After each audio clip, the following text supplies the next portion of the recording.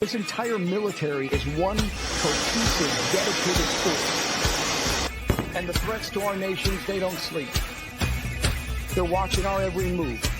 Iran, Russia, China, North Korea, ISIS, Al-Qaeda. They may be watching this right now. Our military should not be mistaken for a cable news gab-fed show. We don't care what you look like. We don't care who you voted for, who you worship, what you worship, who you love. It doesn't matter if your dad left you millions when he died or if you knew who your father was. You have the code for the machine of lethal moving parts that you would be wise to avoid if you know it's good for you. We will not be intimidated. We will not back down. We don't want war. But if you want war with the United States of America, there's one thing I can promise you, so help me God. Someone else will raise your sons and daughters.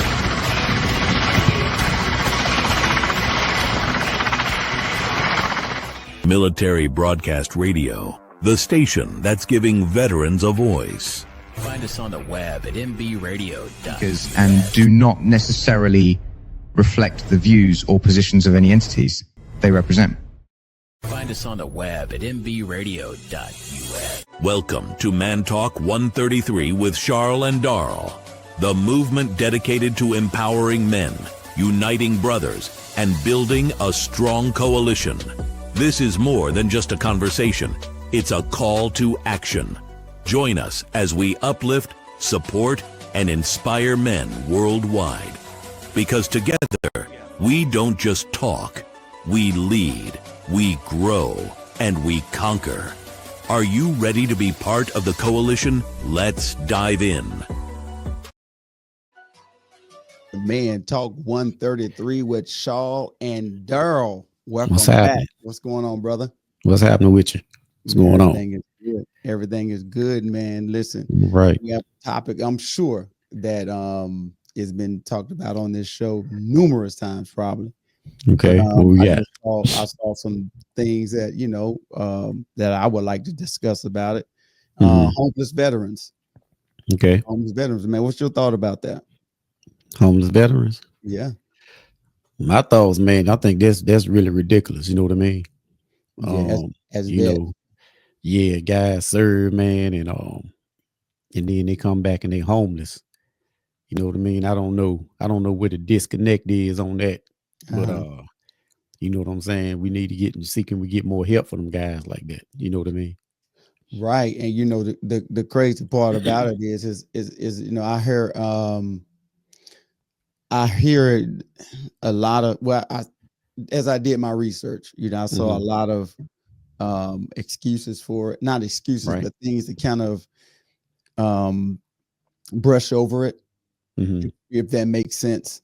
Okay. So my question was why, and my thought process on it is, I'm like you. If they went and served, they were Right. good enough to serve at 18 or whatever, however long they did, and they were good enough to serve. What makes the U.S. feel as though they can just not honor them by that? Understand, why they were in. They gave them what they gave them, the benefits and all that stuff like that. And, I guess they VA benefits and all that. But to be sleeping on the bridge is crazy. Right.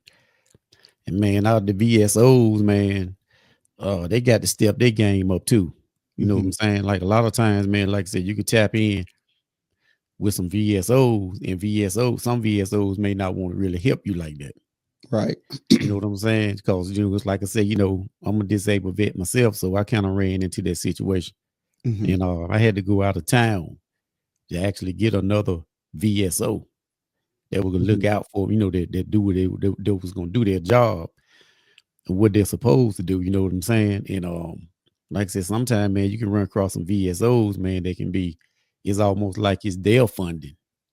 And Right. they don't, you know what I'm saying? So they don't try to look out for these guys like that.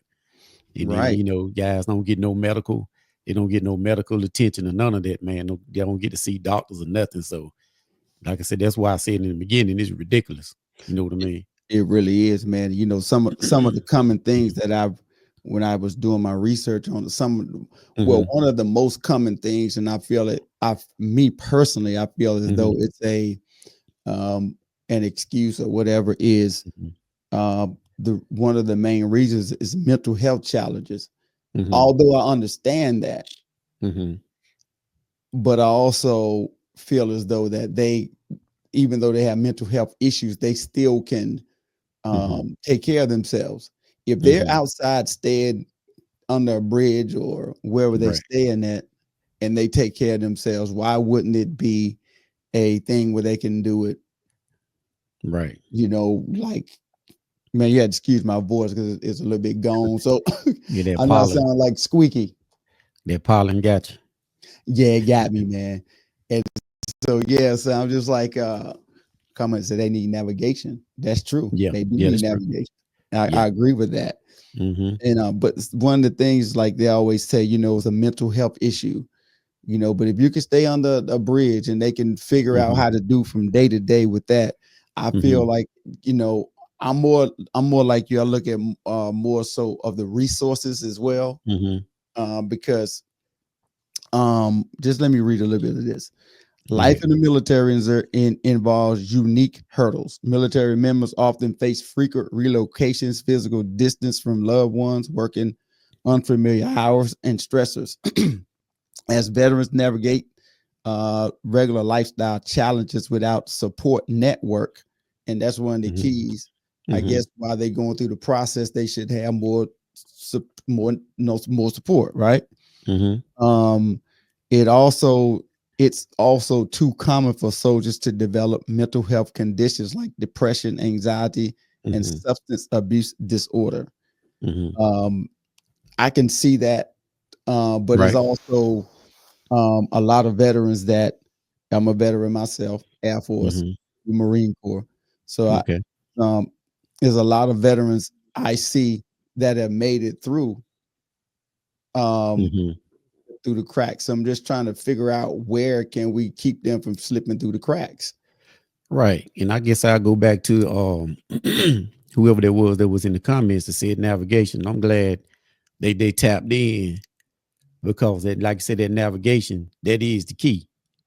Because a lot of times when you you know, you can like I said, I put some things, a little bit of heat on the VSOs as well, because even though I was looking for navigation in the beginning, sometimes you can look, you know, like you said, when you need that navigation, when you looking from help from other vets, sometimes other vets will hinder other vets from trying to get help, because they're for some odd reason, I guess other vets feel like you're gonna get more benefits than they get, you know, and all that stuff like that. So whoever the person was in the comments, we appreciate that, what you were saying about the navigation, because that's real, that navigation. No, when you say navigation, what the navigation is like when people like, as far as like putting you in the right path to go see the proper doctors, and you know, like for the mental health and stuff like that. You know what I'm saying? You got to be pointed in the right direction. Some people don't know where to start. Some vets don't know where to start, as far as like when you need to go tap in with these doctors and stuff like that. Because see, a lot of times, you know, if you ask me, I'm just telling you, you know, it's better for you to get a private doctor, right, versus, you know, VA. Even though VAs, you know, they are free, supposed to be free for you, or whatever. But sometimes you can go to VA doctors and they're kind of, you know, it is what it is, or you know, you fine or whatever. Yeah, But you you know to what I'm run saying? around So, basically. yeah. So, but when you go get your private doctor or something like that, they'll you know, they go more in depth. They're more detailed, and they'll do what they're supposed to do. So they're kind of like, that's what I mean by, that's what I kind of got from the person that was saying with the navigation. You got to kind of put these guys in the right direction, you know, which way to go. Now, do you feel that it's like I'm doing an interview, right? Oh, I'm you know, interviewing. we just chopping it up. You know how we do. I'm interviewing Master Guns, y'all. That's his name, Master Guns. Do you think veterans are at a higher risk for homelessness, or is it just it can happen to anybody? You think they more at the top of becoming homeless? I think, well, it's kind of, I say it's 50-50. Uh-huh. But the reason why I say 50-50 now, if you're looking at the vets, like the people, they're going to look at vets a little different than they would a regular a civilian. Right. Because like you were saying, like most civilians, I ain't gonna say most, I'm gonna say a lot of civilians aren't homeless because, they can get the Section 8. Right. And they can get this type of stuff like that. But with vets, it's Mhm. almost like a vet. It's like you don't rate to get the Section 8. I mean, you know what I mean? Like, they'll look, Right. most vets, they're looking, I'm gonna use men, even though we got women vets too, Mhm. but I'm gonna use the men because they'll look at the men. It's like, you're a well able-bodied man. You should be able to, figure it out. It's expected for you to do it. Yeah, that's how vets are treated. So as a vet, a male vet, you can't go down to the social department of social service and trying to get help or nothing like that. They gonna look at you and be like, you can get out of here pretty Mhm. much. So I would say 50-50. But if I had to give an edge, I would say I would give an edge to the vet as being, more homeless than a regular civilian. I agree with that. It said most recent estimates report that veterans are slightly overrepresented in the homeless population, with veterans constituting 12.3 of all homeless adults in the United States, but only 9.7 of the total population. So now, if you think about that,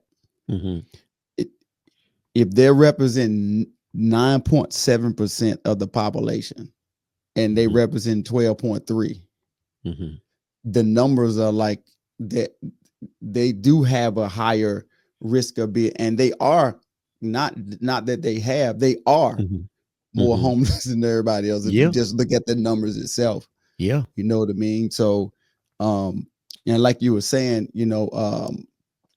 another comment, navigation starts with P.O. Box, mailing addresses we really miss what we never experienced. That's a comment that we got as well. But many veterans experience homeless. How many veterans experience homeless? My bad. On a single night in January, this 2024, it may be up now, it may be down, but this number is 32,882 veterans were experiencing homelessness. 19,031 veterans were sheltered, while 13,851 veterans were unsheltered. So you're talking about 13,000, almost 14,000 veterans staying outside. It's crazy, man. That's in January. You heard what I said, right? In January. Yeah, I was peeping that month when you was talking about it, January. Yeah. So now I don't know what the solution would be other than more funding, because you got to have that. You got to have places for them to stay. Now, some people say, as I go to the next portion, is they don't have clear career paths. Understand that, right? After serving in the military, only 1 in 4 veterans have a job they'll transition to after finishing their time served. However, they're still a veteran. Right. And when you're talking about that, like I said, the career, like me, see, I'm infantry. Right. So when I come out, infantry, or all the guys is infantry, and rangers and recon and all this stuff like that. When we come out, it ain't really too much for us, but maybe a police officer, corrections officer, state troop, whatever the case may be. If we don't land one of those government jobs, like the civilian contractors, right. We don't land nothing like that, we out. You know what I'm saying? So, and that's why a lot of times when I would tell young people when they go in the military, they try to get in a field that's like, motor transportation or, IT or something like that, or nursing or whatever, because that right there, when you get in a field like that with 4 years of experience, that'll transition to the outside world. Versus me, I'm infantry. Only thing I can do is I can secure something or whatever, you know, whatever we need to do. You know what I'm saying? But if I'm trying to get into you know, let's say if I have a love for computers and I want to work in IT, Yep. by me being a vet, when I go in there, they're gonna look at me like, hey, you don't have it, you know, unless I try to, you know, try to get into some kind of a technical school or something like that. You know, But wouldn't it, well, in your field, we did a show, I think a couple of weeks back, and police officer was one of the top ones that needed help. Now, do you think they may not be getting the jobs because of their military record? Like when they come out, say like, for example, they may have like PTSD or something like that. You know what I mean? You know, you think it's something like that? That could have a factor, but a lot of times I know, like when I got out, they wanted me to be a state trooper. And I looked at the pros and cons, and I was like, by me being overseas in hostile territory pretty much most of my career, I was like, you know, police officer ain't really something I really want to get into for like state trooper. I knew what it was at that time. So I turned it down, but I did go into corrections for a while. You know what I'm saying? So, and you know, it paid the bills or whatever, but it wasn't what I wanted, but it paid the bills until I was able. So what I had to do, I had to leave corrections and take a temporary position in a manufacturing job, right? Because I tried to get on to the tire company, right? Right. Yep. And when I tried to get on from in the beginning, they were like, "Well, you don't have no kind of manufacturing experience." So I was kind of stuck with the corrections department. So after I left the corrections, I had to make a decision. So I left the corrections department, and I had to take a pay cut to go to, you know, some little small manufacturing company just to build up my resume. Yeah, resume. Yeah. Yeah, and that's how I was able to get on to the big company. You know what I'm saying? So, but like I said, you know, we do have a lot of opportunities, I guess, like, you know, especially now with the police officers and stuff like that. But a lot of times, man, guys, when they get out of the military, man, you know, like especially in the field I was in, it's kind of like, you know, that police work is still kind of like infantry work, you know what I'm saying? Grunt work. Yeah. You know what I'm saying? So we kind of go away from that if we can. So then basically you're basically saying that, and I agree that if young people are listening, if you hear this, it makes more sense for you to go into a translatable or transferable field. You know what I mean? Because if you don't, just what could happen. And I'm not saying you're going to be homeless, but what I am saying is that it can be, you know, it's going to be harder though. for you to get a job. In other words, that way. Right. Yeah. Yeah, man. So and then, you know, they're saying, which is true, the lack of affordable housing. If you can't get a job, a good paying job, right, and the housing market is, you know, the rents and stuff are higher, it makes it more difficult. But I guess my underlying question would be, why is it so hard for veterans? Because you think about it, okay, you have the housing market is going up for everybody, and seeing like the wages are going down because everything else is going up. So what is it like? They got a scarlet letter or something? What makes it so, you know what I mean, like so hard for veterans? Do they think they are Kirk out, or do they, what is it? You know what I'm saying? For me, I think for me, man, they always hit veterans with you're overqualified, or you either overqualified, too qualified, or you're not qualified enough. And the reason why I say that is because before I went to corrections, before I tried, you know, the guys tried to get me to go to the state troopers, it was like I tried to just get like a basic security guard job, right? for starters after I first got out. So they was like, so they looked at my resume, they looked at everything I had, what I did or whatever. And they came out, they was like, Mr. Whitaker, you're overqualified. You're too qualified for the job. And I was like, too qualified. And I never heard that in my life, like it's being too qualified for a job. Right. You know what I'm saying? So they kind of look at vets, man, like that. And then too, like, I guess, like you said too, they might think they might quirk out or whatever. But I don't really think they give vets a fair share. Like they used to, as far as like when it comes to jobs. Okay. It's kind of like they look more towards the college graduate now, if you ask me.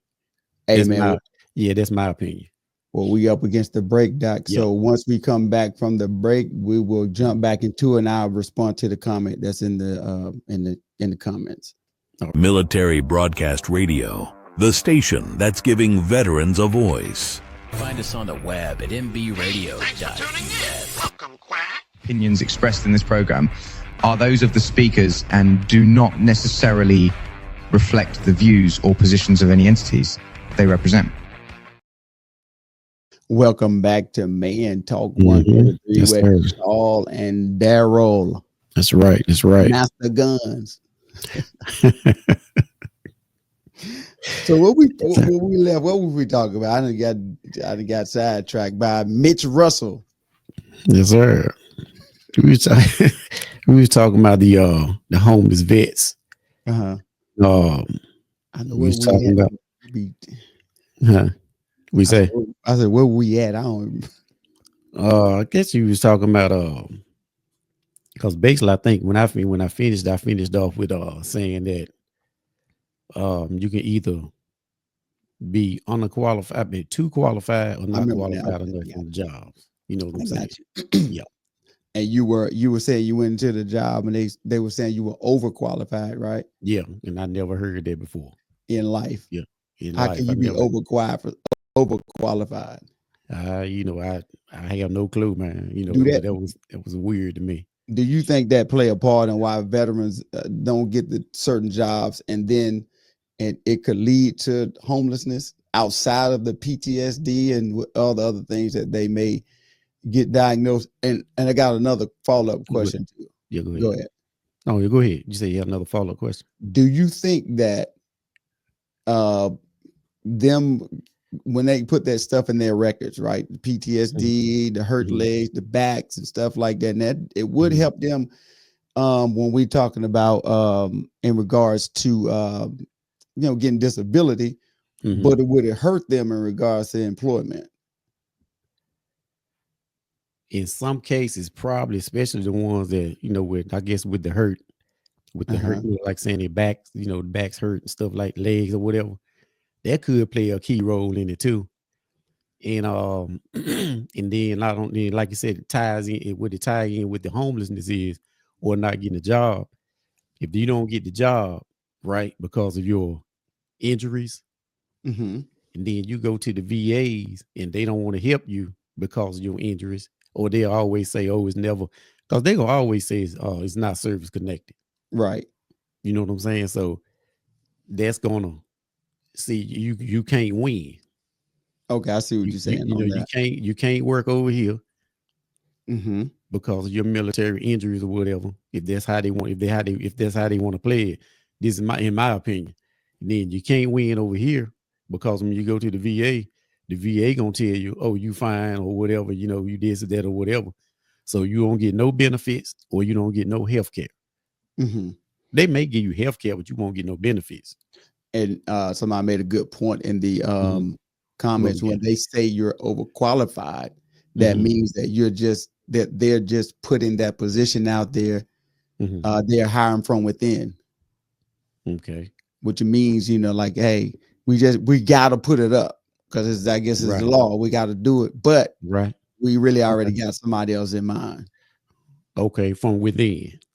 Already got another guy already they gonna hire, but they got to put it out there just because, what I'm saying, to say, hey, look, hey, we hired, but we already got old buddy in the back that's going waiting for it. and probably with no qualifications. at all. You know what I'm saying? So let me ask you this: How do you Okay. think addiction plays a part in it, in the veterans being homeless? Because it's, you know, for anybody just tuning in or whatever, you know, we're talking about homeless veterans, you know, and how why are they treated this way in the U.S.? Why can't they, if they served? Everybody has to, every veteran should get something. I'm just saying, if they served and they need the help, why is it so hard for them to get that?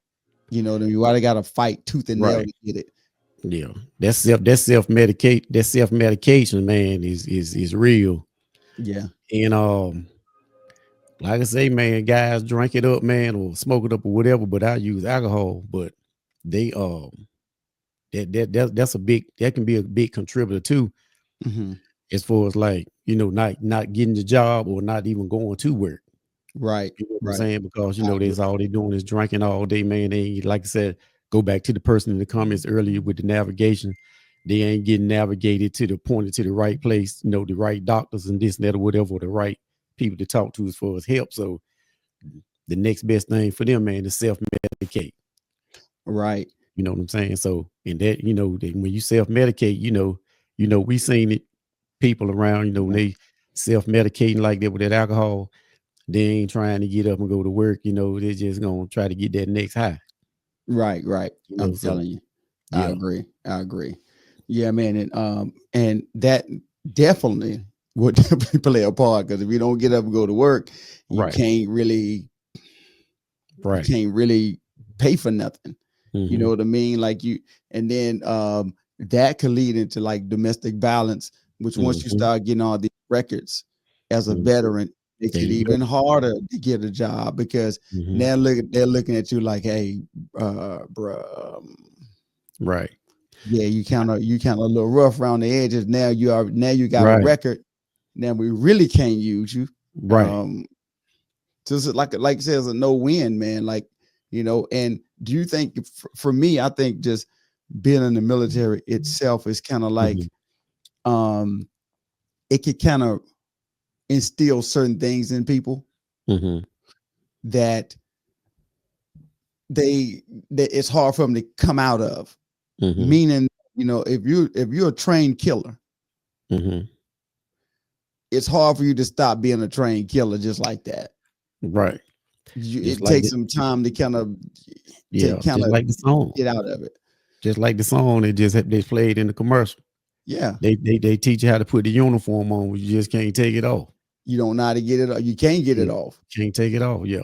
Yeah. Yeah. And it just like when you get into that causes domestic violence, because now you trained to protect yourself. If you get deployed or not, you're trained to protect yourself no matter what. And that's what I tell people, man, especially you know, in the infantry unit, you know, I always love to tell people, 2nd Battalion, 8th Marines, you know, world famous 8th Marines, right? Even though I know I got some Army buddies, you know, they, you know, 82nd Airborne Rangers and stuff like that, right? But all of us, nevertheless, in those fields like that, all of us, like I said, we are trained to go. We train on go. You know, Right. when it's green, it's on go. We ain't got time to wait. If you wait a split second, that can cost you your life. So, Right. and even then, like I said, it translates out here to the real world. You ain't got time to wait, even if it's an argument or whatever it may be. So it's best to, you know, to kind of stay out of that situation, because that's how it is, man. It's just in you, you know, like you on go all the time. Right. And then, like, man, that kind of causes, I would say, like a certain type of mental illness, Yeah. because you don't know fact from fiction sometimes. Right. You don't know if it was a real situation, or you snap back to Iraq or wherever you were, Right. Gulf, wherever, and you Right. don't know if it was a real situation, or, hey, I got to protect whoever with me at all costs. I don't care. That's how it's going to be. If I got to go down for it, I'm going down for it. Right. And like you said, we don't have time. Like, you know, we don't have time to. I might have a smile on my face because I'm laughing at how you said that, but we don't have time, man. We ain't got time to think. Like Yeah. it's like I said, it's always on go with us. Always. You know what I'm saying? So Yeah. when it comes to family or yourself or whatever, but definitely family, you know what I'm saying? So then that's how it is. So it go back to what you were saying, you know, when the boys, you know, when we quirk out and stuff like that or whatever, Yeah. you know what I'm saying? With the alcohol, is the alcohol. See, they get the vets, most of the vets, they already edgy anyway. Yeah. So, you know, they already on go anyway. So when you start putting that alcohol in there, Yeah. the alcohol just fuel on the fire. It does not help at all. I No. know veterans, they strong-willed. You know, you got some guys that's 80 years old that Right. was in the Marines or wherever they were in. They still Right. feel like they can whoop somebody. I'm like, dude, you can't hardly stand up. So they got the Right. they got the strong will. You know what I'm saying? Yeah. It's instilled in them. Right. Don't let them get their hands on you though. I know. You better keep them. You better keep them at bay. Them Put that skin and man balls to strip. choke you out. Yeah. Hey, yo, we'll be back right after the break. Right. This is the last break. We'll be right back. Military Broadcast Radio, the station that's giving veterans a voice. Find us on the web at mbradio.us. Opinions expressed in this program are those of the speakers and do not necessarily reflect the views or positions of any entities they represent. Welcome back to Man Talk 133 Yes, sir. with Charles and Daryl. Let me tell you something right now, bro. Go ahead. Boy, coffee made me want to get a good time, bro. Coffee ready, ain't it? Boy, he made me want to do something with something.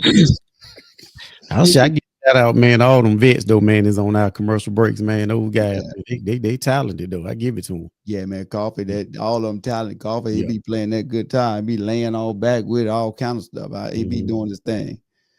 So, according to NVHS.org, veteran homeless is still a critical challenge in 2025, driven by rising living costs, lack of affordable housing, healthcare struggles, mental health struggles, and difficulties finding stable jobs. These issues and gaps in support systems make it even harder for veterans to find the stability they deserve. And I asked this earlier, why the veterans though? Like I said, man, that's a good question, though. Think about that outside of what we are, you know, kind of pretty much talked about, but it is, but it's still, nevertheless, it is a good question though. Why them out of all the people in the world that you outline? Women can go get, you know, Section 8, all that. They can get food stamps. Ain't saying men can't, but what I am saying is that why is this website and other websites saying veteran homeless is still a critical challenge in 2025? Now, is it that the veterans, the mental side, they're rejecting it, or is it like you said earlier? Is it just they make it so hard for them to really kind of to get it? I would say they make it hard. Yeah. I want to say the mental aspect. Because you know, because you know, like I said, all us, you know, we all us, you know, deal with the mental side. Yep. But I would say they make it harder because like I said earlier, you know, if you get, you know, you got to get the proper VSOs, veteran service officers, you know, whatever county you in, you know, you can go down and talk with them or whatever. They can get you put you in the right direction. But like I said, unfortunately, I had to go outside of my county. Right. Because my home county, you know, they was, you know, it was almost like, I'm like, bro, this me. You know what I'm saying? Like, you got all my stuff going on, you know, you trying to make, you know, like, hey, you know, you need to do this, and the third, right? You know, but it was kind of like, for me, if you ask me, they was making it hard for me. But when I went out of county, it was, you know, it was like clockwork. You know what I'm saying? They did what they were supposed to do. I got, you know, got put in the right positions and all this stuff like that. You know, so I go along with like you were saying, with the, you know, with the help portion of it. Right. So let me say this to all the VSOs out there that's doing that. Shame on you. Let me stop. Oh no, put them on blast, because there's some out there. Trust me, Listen, I can talk about it. I done dealt with them. This will make me say that. I'm gonna tell you what make me say that. Every night, this is according to nvhs.org, and make sure I'm saying it right so I can get, nvhs.org. According to them, every night, thousands of veterans are sleeping in cars, on sidewalks, or in shelters. The ones that went and protected the country so they can get the nice little jobs with the little car they ride around in, with the little food allowance and all that they got. So they go home to a nice little pretty house and they got to sleep in cars after they didn't slept overseas, getting shot at, and some of them injured. Right. You get with on sidewalks, and that's how we do the veterans, dog. I understand they keep saying it is a shortage of housing. It is, but I don't know if it's something that's allocated that can be allocated for veterans, right? Because women and children naturally they're gonna go first. Yeah, like I said, DSS gonna look out for them, Section 8 or whatever you want to call it. They're gonna get theirs first. But like I said earlier, they're gonna look at the man like if the dude ain't getting, if he ain't getting help from the VA, who can he get help from? Right. Because they're gonna look at him, you know what I'm saying? Like he's a well able body. Yeah. But he ain't, he keeps getting turned away from every direction. Like what is he to do? You know what I mean? You mean to tell me you done went over there and got shot at? You done all this and you can't get a job? Right. I mean, that's kind of the way they look at it. You dig what I'm saying? Instead of just looking at it from a human perspective and just say, well, hey, he may need some help getting back on his feet. He may have came back to nothing. His wife may have took everything, or the husband may have took everything, and they came back to absolutely nothing. Right. Then what? You know what I mean? And they can take, like you saying, like, how they always talk about the people that's on Section 8. Yeah. They only need to live on Section 8 for a certain amount of time. Yeah. Well, maybe they ought to do the vets like that. Yeah. Like if they take these homeless vets and put them in these, let's say apartments, project houses or whatever. If they put them in some of these low income homes, like houses like this right here, and while they in these low income houses, then they are able to get shuttled to like VAs and VSOs and all this stuff, and they getting the treatment while they are in these low income houses. Yeah. When they finally get their benefits, they're able to get out of the low income houses and get their own house. Right. And let me say this to some people out there too. If y'all want to partner with me, let's get an old hotel, right? Gut that thing out and put these veterans in there. And while you got the veterans in there, you got the people that is in there that can help them. If they having any mental health issues, alcohol issues, any depression, we got the people on staff that can help them. Versus just saying, well, hey, you know what? You're a man. You should be able to stand on your own. You can figure it out. We got to look out for these women and children right now. You go do what you got to do on your own, and leaving them out homeless, sleeping in cars and on sidewalks and stuff like that. Right. Because like I said, like once you get these guys in these temporary housing, say if they ain't getting no benefits yet, right?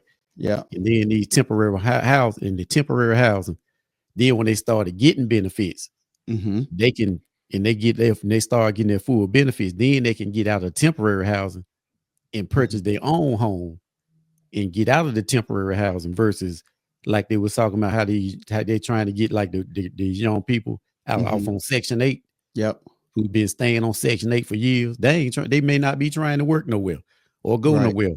But see, when you get these vets and these vets start getting their benefits like they should, they can come out of the temporary housing and get them a full-time home or whatever. You know what I mean? So that's how they can start like that. They can put them in the low income temporary housing, right, for the time being. All right, so we got a couple comments. Mr. Dozier, we need to help those veterans who are willing to be empowered. I personally feel like most of them would want to be empowered. But when you come out of certain situations, you got a foot on your neck. It's kind of hard to kind of look past that. You know what I mean? I get what you're saying, and I feel like most of them do, but some of them may not. You know, we can, you know, I know we can have that discussion too. But I just think that I don't feel as the way veterans were cut. I don't feel like they don't want to be empowered. I just think that you get to the point where you give up because they've tried it so many times. You know, I ain't going back over there no more. I tried this 4 or 5, 6 different times. They keep denying me, although I'm walking like the elephant man. I'm humped over and they act like they can't see nothing wrong with me, like I'm faking. You know what I mean? So I get what you're saying, but I'm willing to bet probably my numbers may be a little off, but they may not be. I'm willing to bet like 90% of the veterans probably would want to be empowered, you know, to do something better with life, especially if they have kids, you know what I mean? And yeah, man, I'll shout out to people, man, who tapped in tonight, man, on the I don't know how much time we got left, but shout out to the people who tapped in, man. We appreciate y'all, you know, and you know, this definitely this topic right here can definitely go on, you know, like another time as well, you know, because it is a pretty good topic. Yeah, man, and it's one of the things that's needed that I don't think we talk about enough. You know what I'm saying? I don't think it's one of the things that's discussed enough. I don't think it's one of the things that's set down and strategized about enough. You know, I understand, you know, like women, they're gonna have to have XYZ. I get it. You know what I'm saying? And like you said, we need to figure out what's next. You're right. We need to help them figure out what's next. And that could be a discussion that we can probably have for days and weeks and months to try to figure that thing out, man, because it's such a complex, because you don't know, each case is so different. Like you may have a person that may be willing to move forward, but they can't. And then you may have, you know, somebody that's not even, they don't care. I'm tired. You know what I mean? So yeah. And that's why I still say, man, I'll go back to if we can get these vets in these low income housing, the homeless ones. Yeah. And when you get them in these low income houses, they'll feel like they getting somewhere and they getting some help. And the whole time while they in these low income houses, they won't have to sleep on the ground. Yep, I agree. And they're still getting their medical, and they're still going to the VA, you know, doctors and all this stuff like that, and they're getting the proper treatment. And as they keep progressing and get their funding, they'll be able to eventually move out of the temporary housing and get home. But right now, they ain't got nothing but the ground and a shopping cart. Exactly. So, hey, this is the end of the show. Thank for everybody that tuned in. Thanks for the comment. Those appreciate the conversation, man, in the chat, man. We really do appreciate it. And next time, thanks for joining Man Talk 133 with Daryl, Shaw, and Daryl. Until next time, God bless. Ladies and gentlemen, thank you for tuning in to Military Broadcast Radio. As we wrap up today's show, we want to remind you that the podcast of today's episode will be available right after we go off the air. So if you missed any part of the show or want to listen again, be sure to check it out. And remember, we're here to support and honor our veterans. Your stories and experiences matter, and we are committed to giving you a platform to share them. That's right. We're here to give our veterans a voice. So don't forget to catch the podcast and stay connected with us. Giving our veterans a voice.